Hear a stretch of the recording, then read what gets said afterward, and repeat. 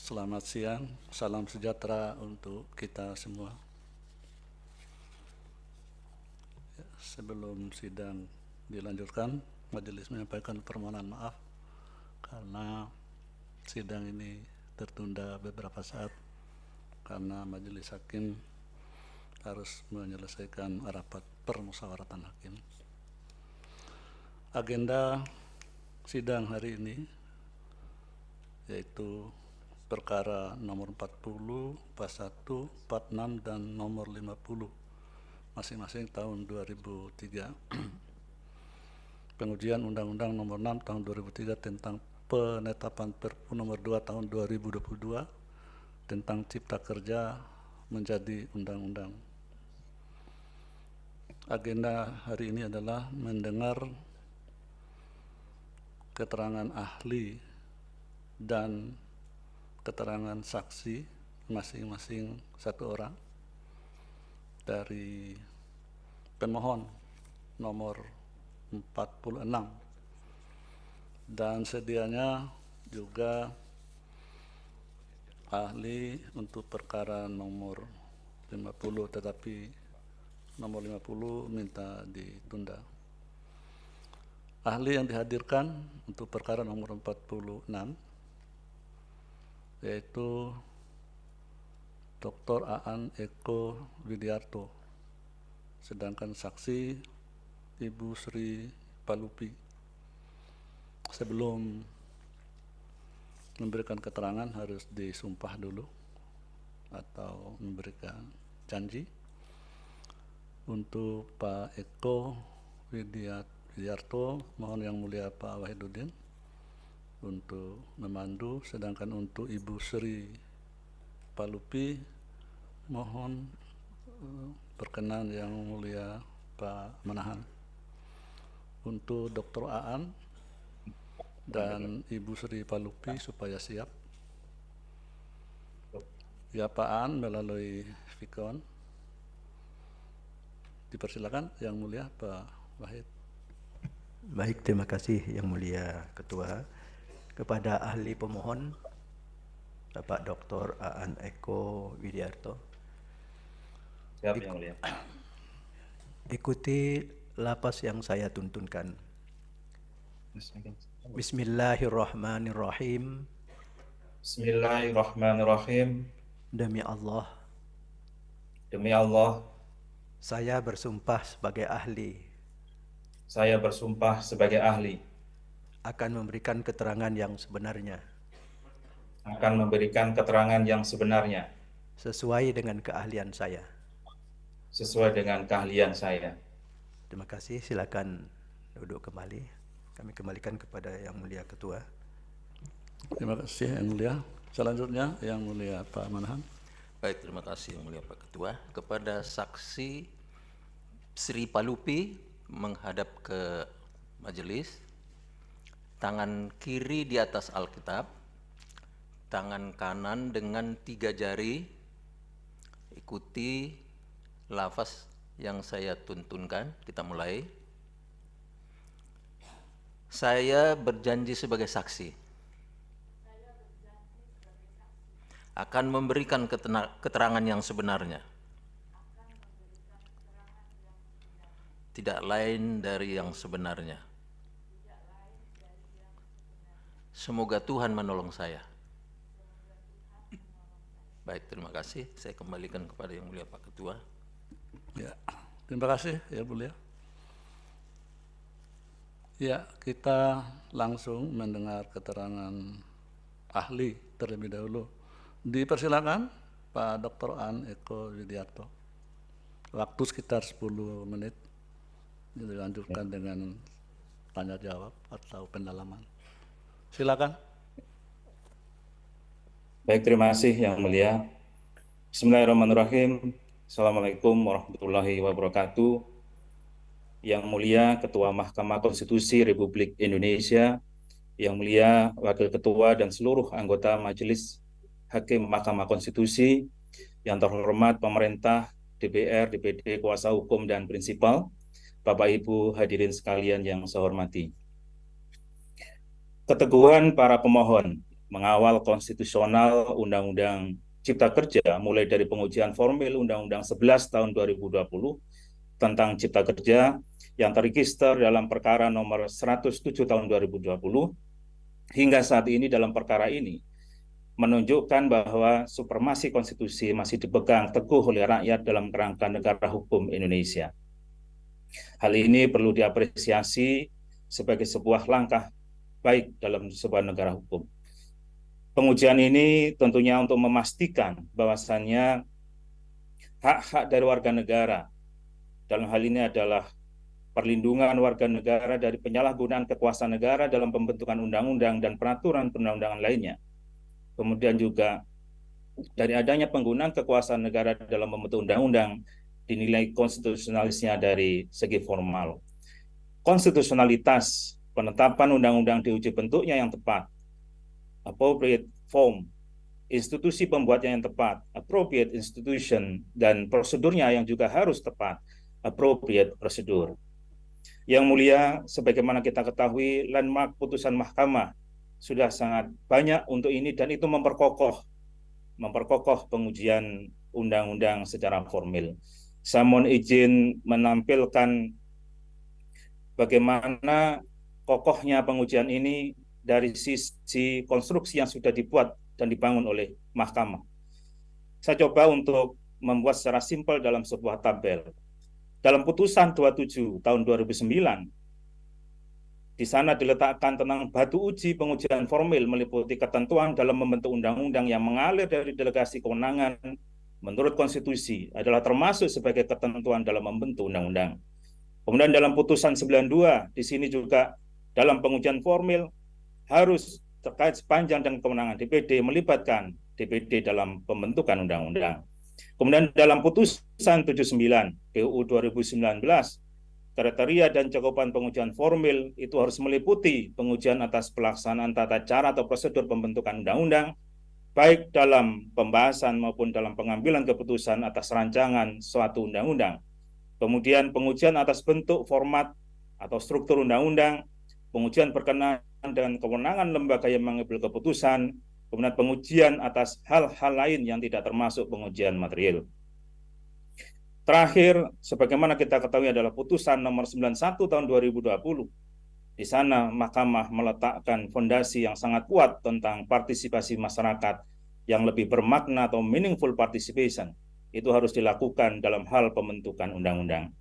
Yang mulia, ahli sengaja menampilkan ini di awal keterangan karena dari sinilah pengujian formil itu seharusnya mengalir dasar-dasar atau standar yang sebagaimana sudah dikemukakan oleh mahkamah. Permohonan pengujian formil ini menurut ahli bukanlah pengujian formil yang berdiri sendiri, bahwa pengujian ini tidak terlepas dari adanya Undang-Undang 11 tahun 2020 tentang Cipta Kerja sebagaimana diputus dalam putusan 91 tahun 2020. Hal ini karena pengujian sebelumnya terhadap Undang-Undang 11 2020 tentang Cipta Kerja merupakan proximate cause putusan Mahkamah Konstitusi 91 tahun 2020 sebagai penyebab terdekat, yakni penyebab yang memiliki dampak paling signifikan adanya pengujian perkara aku. Pertama, objek pengujian merupakan undang-undang yang materi muatan dan bentuk atau konform pada pokoknya sama serta bersifat menggantikan mencabut Undang-Undang 11 tahun 2020 tentang Cipta Kerja. Undang-Undang 11 2020 tentang Cipta Kerja diundangkan pada tanggal 2 November 2020. Selanjutnya Mahkamah memutus dengan menyatakan pembentukan Undang-Undang 11 tahun 2020 bertentangan dengan Undang-Undang Dasar dan tidak mempunyai kekuatan hukum mengikat secara bersyarat pada tanggal 25 November 2021. Mahkamah memberikan tenggat waktu perbaikan waktu 2 tahun sejak putusan diucapkan. Dengan demikian, jatuh tempo perbaikan pada tanggal 24 November 2023. Pada tanggal 30 Desember 2022, Presiden menetapkan sekaligus diundangkan peraturan pemerintah yang menetapkan Undang-Undang Nomor 2 Tahun 2022 Cipta Kerja sebagai undang-undang atau kita sebut dengan Perpu Cipta Kerja. Dalam konsideran huruf F Perpu aku jelas disebutkan bahwa Pembentuk Perpu didasari pertimbangan untuk melaksanakan putusan Mahkamah 91/2020. Perlu dilakukan perbaikan melalui penggantian terhadap Undang-Undang Nomor 11 Tahun 2020 tentang Cipta Kerja. Selanjutnya, pada tanggal 31 Maret 2023, Presiden menetapkan sekaligus diundangkan Undang-Undang 6 Tahun 2023 tentang penetapan peraturan pemerintah pengganti Undang-Undang Nomor 2 Tahun 2022 tentang Cipta Kerja menjadi undang-undang. Dalam konsideran huruf F, Undang-Undang AKU jelas disebutkan bahwa pembentukan Perpu didasari pertimbangan juga sama untuk melaksanakan putusan Mahkamah 91 tahun 2020. Yang mulia, dengan demikian, putusan Mahkamah Konstitusi nomor 91 2020 jelas merupakan proximate cause yang menjadi penyebab terdekat dan memiliki dampak paling signifikan adanya pembentukan undang-undang yang menjadi objek pengujian perkara AKU. Yang kedua, sebagai proximate cause, putusan Mahkamah Konstitusi 91 2020 seharusnya menjadi panduan wajib bagi pembentuk undang-undang dalam melakukan perbaikan atas Undang-Undang 11 tahun 2020 tentang Cipta Kerja. Perbaikan yang seharusnya dilakukan oleh pembentuk undang-undang berdasarkan putusan Mahkamah Konstitusi 91 tahun 2020 itu menurut ahli ada 9 yang berhasil diidentifikasi dari putusan 91 tahun 2020. Secara lebih ringkas, secara tertulis dianggap dibacakan untuk menghemat waktu, saya langsung ke ringkasan dari apa saja perbaikan-perbaikan yang harus dilakukan oleh pembentuk undang-undang. Mohon izin saya share screen. Yang pertama adalah kalau di klaster ada 3 pokok perbaikan. 1, perbaikan teknik penyusunan undang-undang. Ini di atas sudah saya sebutkan pada angka 1 dan rasio desidendi dari Mahkamah juga saya sebutkan paragrafnya, yang intinya kejelasan sebagai undang-undang baru atau undang-undang perubahan. Kemudian yang kedua, ketidakjelasan rumusan. Yang keempat, yang berikutnya menyimpangi teknik perubahan undang-undang. Kemudian menggunakan metode pembentukan undang-undang, dalam hal ini Omnibus Law yang belum diadopsi dalam undang-undang tentang pembentukan undang-undang. Kemudian kesalahan pengutipan dalam merujuk pasal sehingga hal tersebut tidak sesuai dengan asas kejelasan rumusan. Kemudian bertentangan dengan asas kejelasan tujuan dan asas kejelasan rumusan. Yang kedua adalah terkait dengan perbaikan materi muatan, yakni kepastian atas azas dan tujuan undang-undang mana yang pada akhirnya harus diberlakukan, karena asas-asas dan tujuan dari undang-undang yang lama pada kenyataannya masih berlaku. Yang ketiga adalah perbaikan proses pembentukan. Tidak boleh terdapat perubahan materi muatan RUU Cipta Kerja secara substansional pasca persetujuan bersama DPR dan Presiden yang tidak sekedar bersifat teknis penulisan. Kemudian bertentangan dengan asas keterbukaan, sehingga pembentukannya harus melibatkan partisipasi masyarakat yang lebih bermakna, meaningful participation dalam tahapan pembentukan undang-undang. Yang mulia Majelis Hakim Mahkamah Konstitusi dan para hadirin, baik peraturan pemerintah pengganti Undang-Undang Nomor 2 tahun 2022 tentang Cipta Kerja maupun Undang-Undang Nomor 6 tahun 2023 sebagaimana termaktub dalam konsiderannya, keduanya dimaksudkan untuk melakukan perbaikan melalui penggantian terhadap Undang-Undang 11 tahun 2020 tentang Cipta Kerja. Pertanyaannya, apakah perbaikan yang dilakukan tersebut konstitusional? Inilah yang ingin ahli uraikan dalam keterangannya. Konstitusionalitas perbaikan atas Undang-Undang Nomor 11 Tahun 2020 tentang Cipta Kerja tentunya dapat dinilai dari pemenuhan amar putusan Mahkamah Konstitusi 91 PUU 18 Tahun 2020. Pertama, dari sisi tenggat waktu perbaikan. Amar putusan Mahkamah 91 Tahun 2020 memberi tenggat perbaikan dalam waktu 2 tahun sejak putusan diucapkan. Undang-Undang 6 tahun 2023 tentang penetapan PP dengan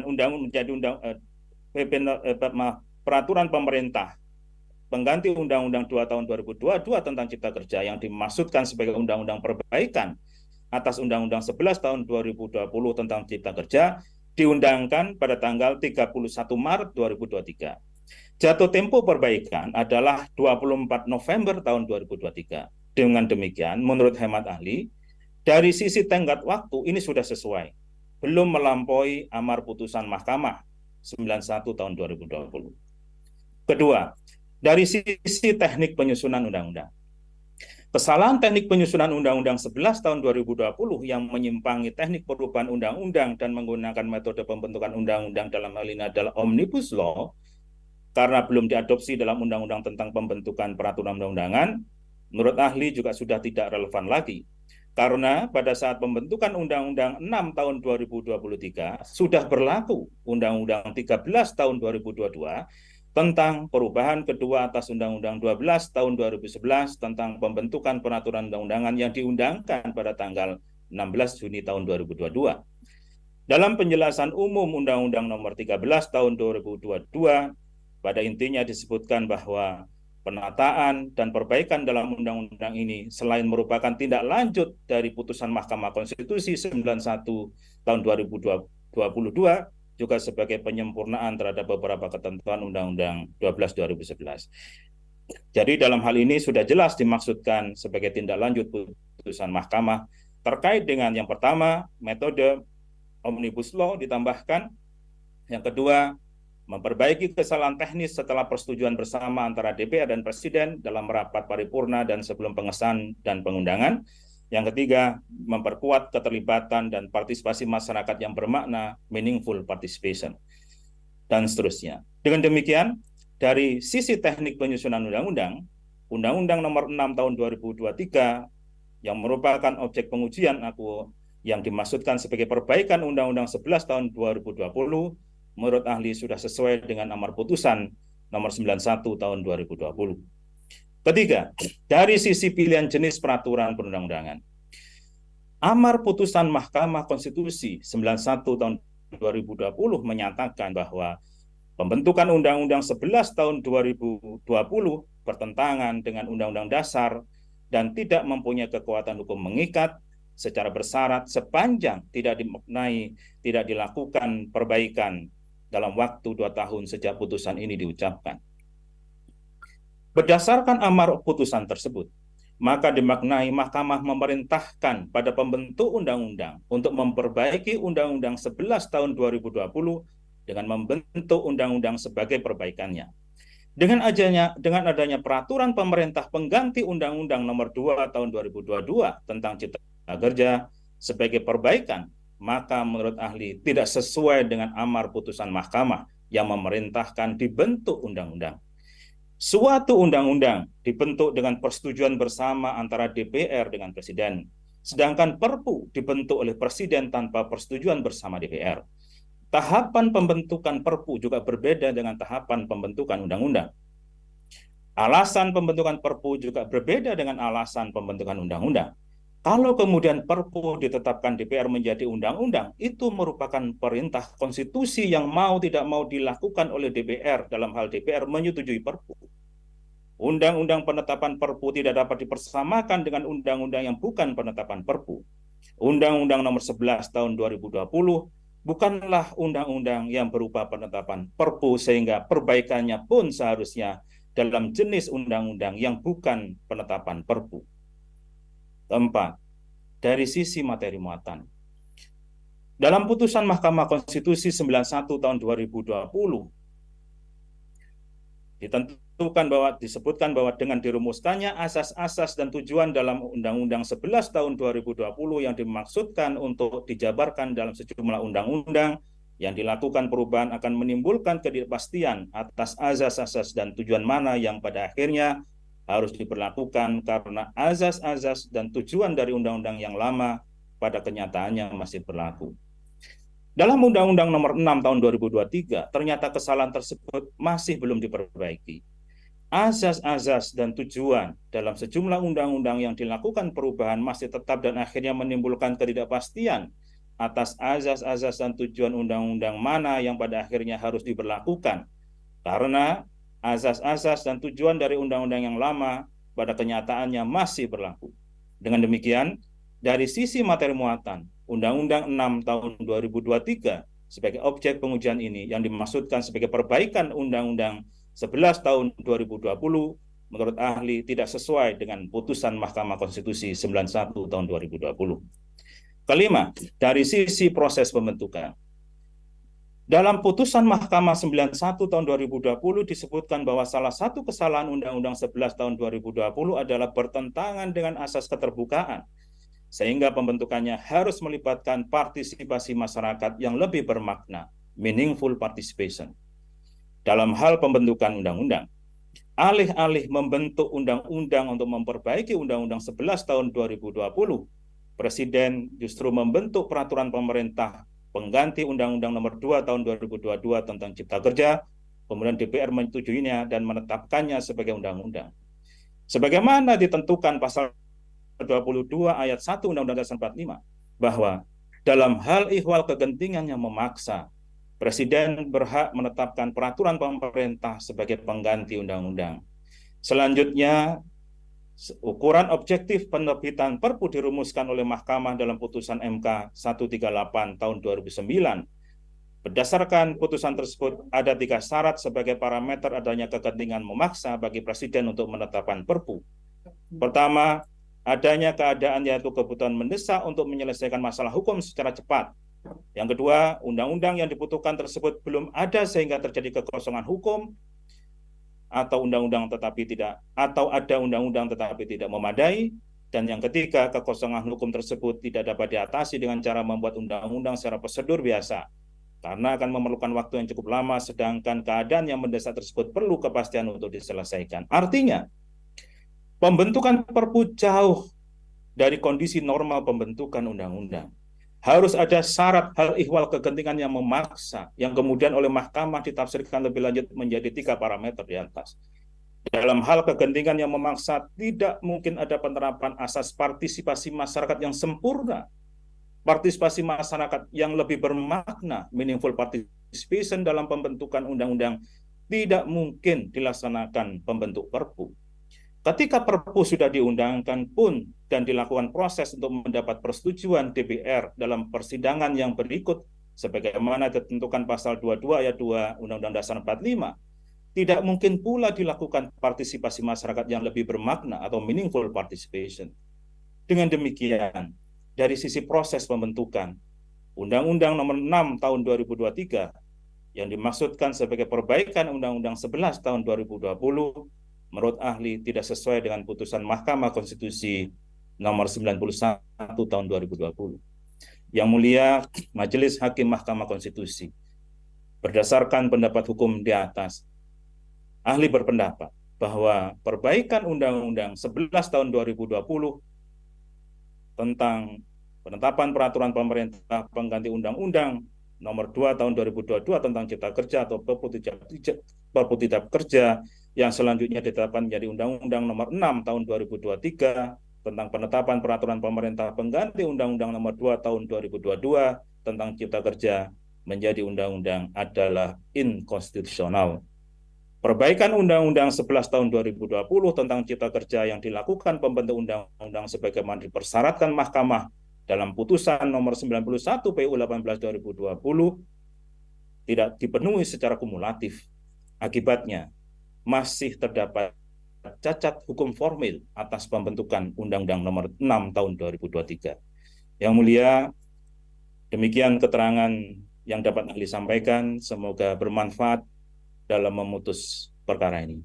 Wassalamualaikum warahmatullahi wabarakatuh. Baik, terima kasih ahli. Lanjut ke saksi, Ibu Sri Palupi, dipersilakan. Di mimbar ya.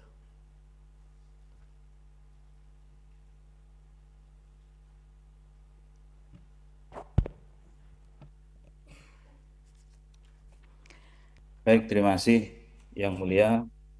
Sangat banyak sekali yang harus saya jawab. Semoga bisa berdiskusi dan bisa jelas pemikiran yang saya gagas. Yang pertama dari pemohon 46. Ini yang diperintahkan adalah DPR dan Presiden. Kemudian Presiden yang menindaklanjuti dalam waktu 2 tahun begitu. Nah, kemudian apakah ini kemudian bisa berlaku kembali apa yang sudah diputus dalam putusan 91 inkonstitusional bersyarat. Kalau menurut saya, memang oleh Mahkamah di putusan 91 sudah disebutkan bahwasanya kalau perbaikan tidak dipenuhi dalam waktu 2 tahun, maka akan berlaku kembali undang-undang yang sudah diubah oleh Undang-Undang Cipta Kerja. Hanya saja diperlukan ada kepastian hukum.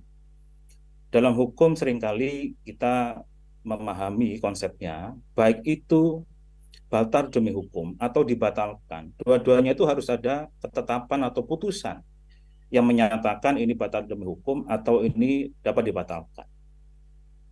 Walaupun konsekuensinya berbeda antara batal demi hukum dengan dapat dibatalkan. Nah, dalam konteks putusan 91 sebenarnya Mahkamah memilih untuk batal demi hukum sehingga otomatis berlaku undang-undang sebelumnya.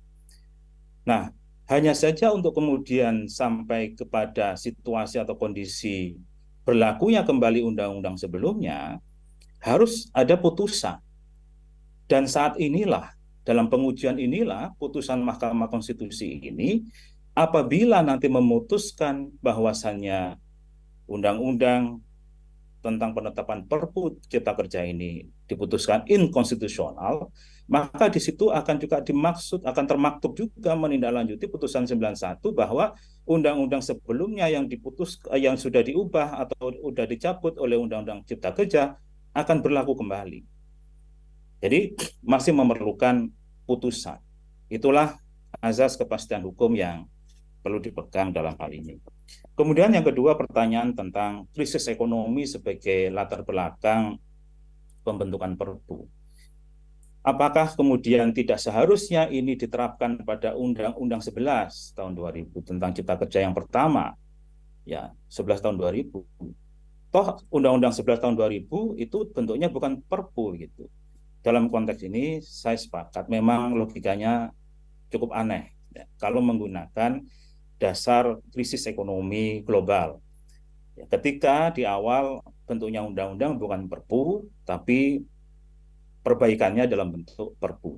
Sehingga tidak secara hukum atau secara logika hukum tidak memenuhi. Lebih lanjut adalah untuk kekosongan hukum yang terjadi selama 2 tahun, apakah 2 tahun itu cukup bagi pembentuk undang-undang dalam membentuk undang-undang? Banyak pengalaman 2 tahun itu sangat-sangat cukup. Tadi pemohon juga menyatakan bahwasanya Undang-Undang Cipta Kerja itu tidak sampai 2 tahun dibentuk, Undang-Undang 11 tahun 2020. Nah, sehingga menurut ahli 2 tahun itu adalah waktu yang sangat cukup, apalagi faktanya sekarang belum sampai 2 tahun, pemerintah dan DPR sudah mengeluarkan 2 produk. Yang pertama adalah Perpu Cipta Kerja, yang kedua adalah Undang-Undang Penetapan Perpu Cipta Kerja. Artinya kan sebenarnya sudah memenuhi. Nah, dalam kaitan itu nanti saya akan juga menjelaskan soal waktu tadi. Mengapa pendapat saya dari sisi waktu memenuhi. Kemudian yang berikutnya tentang proximate cause tadi. Apakah kemudian menjadi inkonstitusional permanen? Ya. Terkait dengan jawaban saya yang pertama, justru putusan Mahkamah saat ini yang sangat ditunggu-tunggu oleh masyarakat untuk memberikan kepastian hukum. Apakah akhirnya inkonstitusional bersyarat dalam putusan 91, kemudian dalam putusan ini nanti dinyatakan menjadi inkonstitusional. Beberapa putusan Mahkamah sudah menjalankan atau menerapkan hal seperti ini. Misalnya dalam putusan Mahkamah di Undang-Undang Sumber Daya Air. Beberapa kali Mahkamah memutuskan inkonstitusional bersyarat apabila tidak dimaknai bla bla bla. Seiring dengan semakin maraknya pelanggaran terhadap sumber daya air, kemudian di akhir Mahkamah langsung menyatakan bahwasanya Undang-Undang Sumber Daya Air dinyatakan bertentangan dengan Undang-Undang Dasar. Artinya bahwa Mahkamah dalam hal ini betul-betul menerapkan living constitution. Melihat pada suatu kondisi dua kepentingan antara kepentingan penyelenggaraan negara dengan hak-hak atau perlindungan hak-hak konstitusional warga negara. Mahkamah mempertimbangkan secara bijaksana kapan suatu undang-undang itu dinyatakan bertentangan dengan konstitusi, tidak hanya dalam perspektif legalitas tapi juga manfaat dan keadilan. Dan saya kira ini waktu yang cukup bagi Mahkamah untuk bisa mempertimbangkan kembali putusan yang pertama di putusan 91 yang masih inkonstitusional bersyarat dengan praktek hukum perbaikan yang ada ini, kemudian bisa jadi nanti Mahkamah memutuskan inkonstitusional. Ini yang pertama. Yang kedua dari pemerintah. Saya tadi memang menafsirkan bahwasannya seharusnya perbaikan itu dengan undang-undang, bukan dengan perpu. Dari mana saya ambil kesimpulan ini? Kesimpulan ini saya ambil dari putusan Mahkamah di putusan 91. Di putusan 91 sudah sangat jelas, ya, Mahkamah memerintahkan agar dilakukan perbaikan. Objek yang menjadi permohonan dalam perkara 91 adalah Undang-Undang 11 tahun 2020. Bukan objeknya tentang perpu, tapi undang-undang, bentuknya undang-undang, yaitu Undang-Undang 11 tahun 2020. Kalau Mahkamah memerintahkan dilakukan perbaikan, maka tidak ada lagi selain yang dimaksud Mahkamah adalah perbaikan terhadap Undang-Undang 11. Perbaikan terhadap undang-undang. Perbaikan terhadap undang-undang hanya bisa dilakukan dengan menyusun kembali undang-undang itu sesuai dengan putusan Mahkamah 91. Mulai dari proses sampai dengan teknik itu harus sesuai. Dari sisi teknik harus sesuai dengan teknik pembentukan. Waktu itu belum ada undang-undang sebagaimana tadi yang disebutkan Yang Mulia Bapak Dr. Soehartoyo bahwasanya ada Undang-Undang 13. Karena Omnibus Law baru dimuat di Undang-Undang 13. Nah, belum ada waktu itu. Sehingga memang kalau mau diperbaiki pada waktu sebelum Undang-Undang 13 seharusnya sesuai dengan lampiran 1 dan lampiran 2 Undang-Undang 12 tahun 2011 tentang pembentukan peraturan perundang-undangan. Seharusnya begitu. Nah, maka nanti ini relevan dengan keterangan saya yang tadi mungkin ditangkap kurang sesuai, ya, karena ambigu. Nanti akan saya jelaskan lebih lanjut bagaimana konteks omnibus ini dengan undang-undang perbaikan tadi, tanda kutip perbaikan. Jadi begitu pemerintah yang bisa saya sebutkan, karena titik berat saya adalah objek pengujian dalam pengujian nomor 91 itu adalah undang-undang. Sehingga kalau ada perintah dari Mahkamah apabila tidak dilakukan perbaikan dalam waktu 2 tahun, maka yang dimaksud perbaikan adalah perbaikan undang-undang. Tidak ada lagi dengan jenis peraturan perundang-undangan yang lain sesuai dengan perintah Mahkamah. Lebih lanjut dari Yang Mulia Prof. Eni terkait dengan halaman 10, memang benar Prof, dalam konteks ini ya, saya memandang bahwasannya kalau dipandang ambigu mungkin iya, ya. Karena yang 2 hal ini katanya sudah sesuai, tapi di beberapa indikator, di 3 indikator berikutnya tidak sesuai. Saya hanya ingin menempatkan ini dalam posisi yang objektif, bahwasannya ada sisi waktu, ada sisi teknik penyusunan, ada sisi pilihan jenis, dan ada dari sisi proses, serta dari sisi materi muatan. Bisa saja, karena ini sesuatu yang sifatnya beberapa hal yang harus dipenuhi begitu. Ada sebagian terpenuhi, ada sebagian tidak terpenuhi. Tapi karena sifatnya kumulatif, maka salah satu saja tidak dipenuhi menjadi inkonstitusional. Bisa jadi beberapa dipenuhi, tapi tidak keseluruhan dipenuhi. Karena sifatnya kumulatif, maka menjadi inkonstitusional. Berbeda kalau sifatnya alternatif. Salah satu dipenuhi, sudah menjadi konstitusional. Nah, dalam konteks ini, saya memandang bahwasannya dari sisi teknik, saya membedakan antara teknik dengan proses. Kalau teknik, itu sebagaimana diatur dalam lampiran 2, Undang-Undang 12 2011. Kalau proses, itu sebagaimana diatur dalam batang tubuh Undang-Undang 12 2011. Partisipasi masyarakat itu diatur di dalam batang tubuh. Di dalam batang tubuh Undang-Undang 12 2011. Tidak diatur di dalam lampiran. Yang diatur dalam lampiran itu rinciannya, detailnya adalah tentang naskah akademik lampiran 1 dan lampiran 2 adalah tentang teknik penyusunan. Nah, sehingga saya membedakan. Makanya dari kelima analisis tadi, untuk teknik menurut saya sudah tidak relevan lagi kalau dipersoalkan omnibus karena sudah sesuai. Tapi kalau untuk proses itu inkonstitusional, masih bermasalah. Di mana teknik ini yang bermasalah, itu kan tadi intinya. Mengapa secara teknik disampaikan memenuhi? Saya patokannya adalah permohonan, kembali kepada objek permohonan, objek yang diuji. Pengujian ini tidak menguji perpu. Nah, ini juga nanti mungkin terkait dengan pertanyaan yang mulia Dr. Daniel. Pengujian ini objeknya adalah tidak menguji perpu. Pengujian ini kalau saya baca permohonannya adalah menguji undang-undang tentang penetapan perpu. Jadi yang diuji adalah undang-undang, bukan menguji perpu. Ini titik awal pertama. Undang-undang tentang penetapan perpu itu dibuat pada tahun 2023. Sedangkan undang-undang yang menjadi dasar teknik penyusunan undang-undang menggunakan metode Omnibus Law itu dibuat pada tahun 2022. Undang-Undang 13 tahun 2022, tepatnya pada tanggal 16 Juni tahun 2022. Artinya bahwasannya sudah ada dasar hukum untuk membuat suatu undang-undang menggunakan teknik atau menggunakan metode Omnibus Law pasca 16 Juni tahun 2022. Sehingga kalau kemudian Undang-Undang Cipta Kerja yang menjadi objek permohonan ini, yaitu 6 tahun 2023, yang di dalamnya menggunakan metode Omnibus Law, menurut saya ya sudah sesuai dengan teknik penyusunan menggunakan Omnibus Law.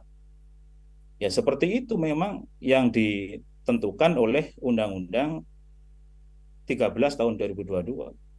Kalau 6 2023 diuji dengan 12 2011, ya tidak sesuai, itu sama dengan yang ada dalam putusan 91.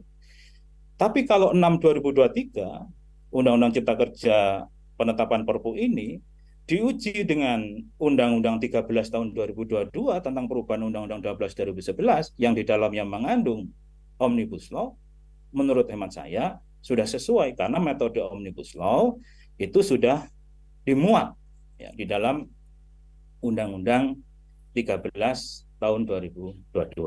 Itu yang menjadi latar belakang. Sama juga mungkin sekalian nanti saya menjawab soal waktu. Ya. Tadi Dr. Suhartoyo juga mempersoalkan.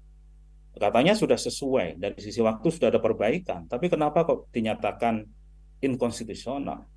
Saya memandangnya adalah ini upaya, karena dalam putusan Mahkamah 91 itu paling lambat 2 tahun.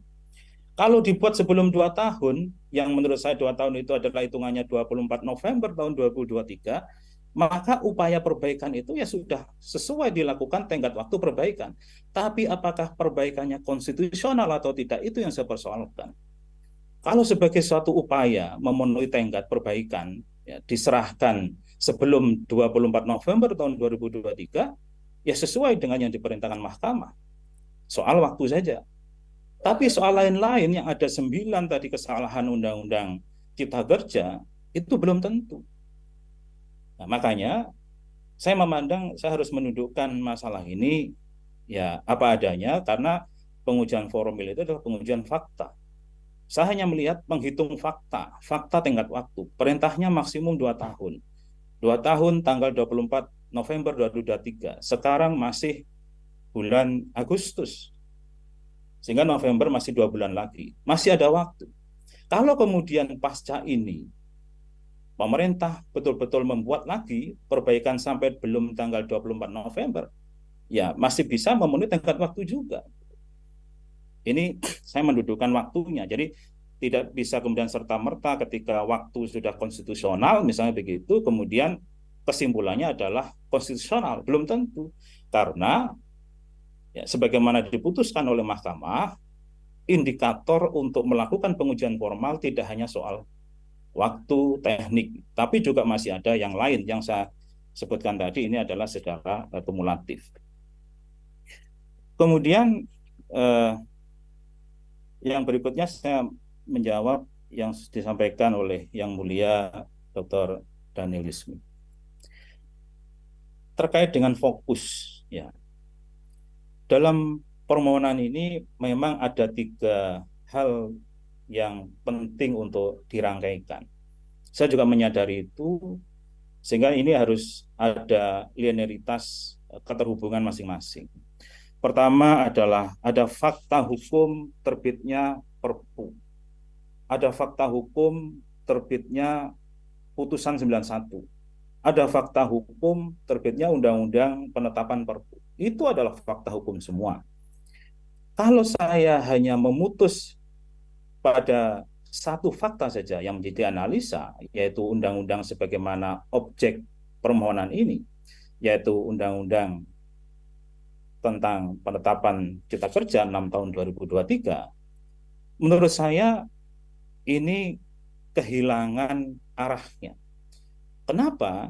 Karena kalau kita baca sendiri di dalam Undang-Undang 6 tahun 2023, konsiderannya sudah jelas.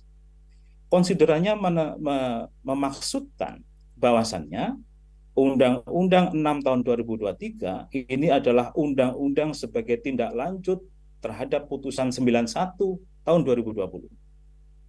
Ini fakta hukum dari konsideran yang dibuat sendiri oleh pembentuk undang-undang. Saya tidak menafsirkan, tapi secara gramatikal sudah jelas kita bisa baca di konsiderannya. Kemudian juga di penjelasan umumnya. Sehingga tidak bisa kita pilih hanya 91 saja, Undang-Undang Cipta Kerja saja, atau Perpu saja. Tidak bisa. Saya melihat keterkaitannya, putusan 91 itu menjadi perintah perbaikan. Harus diperbaiki Undang-Undang 11 2020. Harus diperbaiki. Bagaimana cara perbaikannya? Sebelum 2 tahun. Kemudian yang berikutnya harus meaningful participation. Tekniknya harus sesuai dengan teknik yang diatur dalam Undang-Undang Pembentukan Peraturan Perundang-undangan. Kan begitu inti-intinya. Sehingga saya menggunakan tadi konsep proximate cause, bahwa Perpu itu, Undang-Undang Penetapan Perpu itu adalah disebabkan adanya putusan MK 91 tahun 2020. Sengaja saya tidak begitu banyak mengulas tentang pembentukan Perpu di sini, karena bagi saya pengujian ini bukan pemohon tidak memaksudkan ini untuk menguji Perpu, dan Perpunya pun sudah kehilangan objek untuk diuji. Pemohon dalam ini adalah menguji Undang-Undang Penetapan Perpu, sehingga itulah yang memang bisa diuji. Tapi ketika kita menganalisa konstitusionalitas Undang-Undang 6 tahun 2023, tidak bisa dilepaskan dari pembentukan Perpu itu sendiri dan putusan Mahkamah 91 2020. Nah, sehingga itu yang menjadi concern saya dalam hal ini, keterkaitan ketiga fakta pembentukan produk hukum yang ada di Indonesia ini. Kemudian untuk waktu dan teknik tadi disampaikan oleh Yang Mulia bahwa sudah sesuai, tapi kok kesimpulannya inkonstitusional. Itu tadi juga sudah saya sampaikan ketika menjawab Yang Mulia Prof. Eni, bahwasanya ini semua adalah kita menilai seluruh indikator dalam pengujian formil. Saya menggunakan 5 indikator, dari 5 ini tidak terpenuhi. Karena sifatnya kumulatif, maka ya saya sampaikan tetap inkonstitusional karena sifatnya kumulatif. Yang berikutnya, yang terakhir dari Yang Mulia Dr. Soehartoyo. Beliau minta agar saya tegas. Sebenarnya setuju dengan pemerintah mengeluarkan Perpu atau tidak? Menurut saya Perpu sudah kehilangan objek di sini untuk diuji. Justru adalah apakah setuju terhadap DPR mengeluarkan undang-undang tentang penetapan Perpu itu. Jadi intinya adalah sebenarnya pembentukan undang-undang. kalau pembentukan undang-undangnya diawali dengan proses pembentukan Perpu, itu yang kemudian saya tidak setuju. Kenapa? Karena tadi dalam keterangan saya menyampaikan, antara undang-undang yang merupakan penetapan Perpu dengan undang-undang yang bukan penetapan Perpu, itu mempunyai perbedaan yang sangat jauh, baik dari prosesnya, tekniknya, itu sangat jauh. Sementara yang dimaksudkan MK dalam putusan 91 atas Undang-Undang Cipta Kerja, itu adalah perbaikan terhadap undang-undang, bukan perbaikan terhadap undang-undang penetapan Perpu. Juga bukan perbaikan dalam bentuk Perpu, tapi perbaikannya dalam bentuk undang-undang.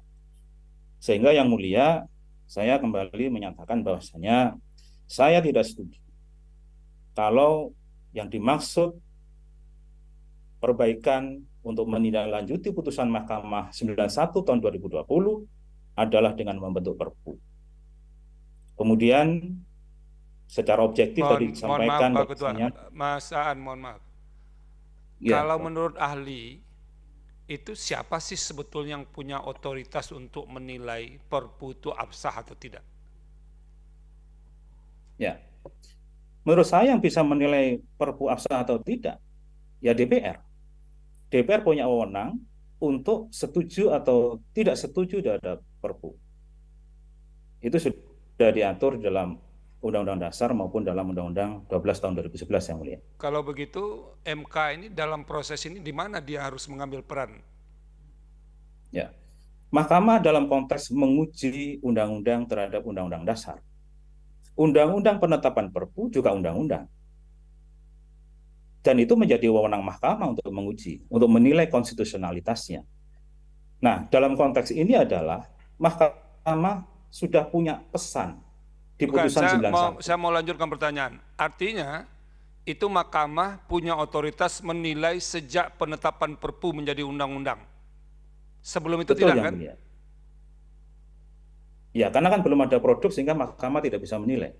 Jadi, dari menurut ahli, mahkamah itu punya otoritas menilai sejak penetapan Perpu menjadi undang-undang. Sebelumnya tidak? Betul. Oke, Ya, terima kasih. Ya. Saya lanjutkan yang mulia. Ya. Yang berikutnya akhirnya di Undang-Undang 13 2022 kaitannya dalam hal ini tadi juga sudah saya sampaikan bahwa di Undang-Undang 13 2022 itu kan sudah diatur dasar hukum metode pembentukan undang-undang secara omnibus. Termasuk juga di dalamnya soal teknik pembentukannya atau teknik draftingnya. Maka dari itu dengan Undang-Undang 13 tahun 2022 maka dari itu dengan adanya Undang-Undang 13 tahun 2022 maka Undang-Undang 6 tahun 2023 bisa diuji menggunakan batu uji Undang-Undang 13 tahun 2022. Bukan dengan menggunakan batu uji Undang-Undang 12 2011. Kalau, untuk memperjelas kembali, mohon maaf, kalau Undang-Undang 6 tahun 2023 ya, tentang Cipta Kerja diuji menggunakan batu uji Undang-Undang 12 2011, jelas tidak konstitusional. Dan itu sudah diputus dalam putusan 91. Karena dalam Undang-Undang 12 2011 belum ada metode Omnibus Law. Tapi dalam konteks ini tadi sudah saya sampaikan bahwasanya Undang-Undang 13 tahun 2022 itu diundangkan sebelum tahun 2023 pada bulan Juli tadi.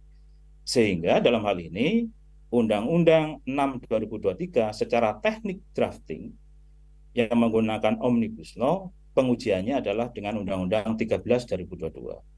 Sehingga yang dalam hal ini, ya mohon maaf kalau berbeda pendapat dengan Yang Mulia, misalnya Yang Mulia menyatakan ternyata Undang-Undang 6 2023 pun itu inkonstitusional karena bertentangan dengan Undang-Undang 13 2022, ya saya kira itu juga pada akhirnya akan sama dengan pendapat ahli. Terima kasih Yang Mulia.